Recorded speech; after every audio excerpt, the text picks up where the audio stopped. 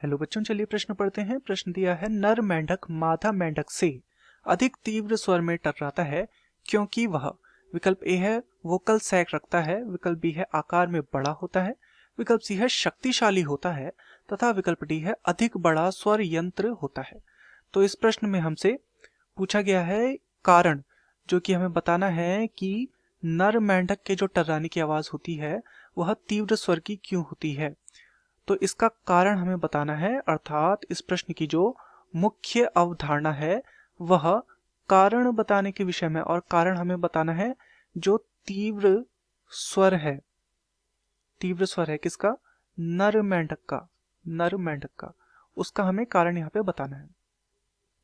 तो नर मेंढक में यह हमें देखने को मिलता है कि जो नर मेंढक होता है वह वर्षा ऋतु में टर्राता है। वर्षा ऋतु में या वर्षा काल में उसके टर्राने की आवाज हमें आती है, तो यह वर्षा ऋतु में टर्राता है। तथा इसका जो टर्राना होता है यह तीव्र होता है। यह कैसा होता है? तीव्र स्वर वाला होता है। तीव्र स्वर वाला, और ऐसा इसलिए होता है क्योंकि इसमें वोकल सैक उपस्थित होते हैं। वोकल सैक इसमें पाए जाते हैं, जिस कारण से इसका तीव्र स्वर आता है। इस कारण से क्या होगा?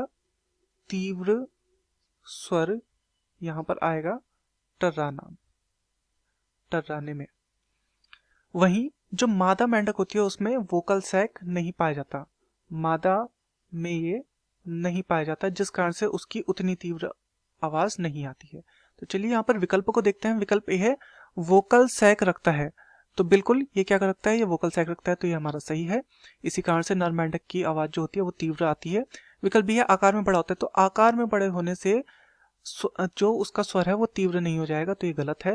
विकल्प बी है शक्तिशाली होता है, शक्तिशाली होने से भी ये संबंधित नहीं है। तथा विकल्प डी है अधिक बड़ा स्वर यंत्र होता है, तो स्वर यंत्र तो दोनों का समान ही होता है, परंतु वोकल सैक इसमें उपस्थित होते हैं नर मेंढक में, इस कारण से वो तीव्र होता है।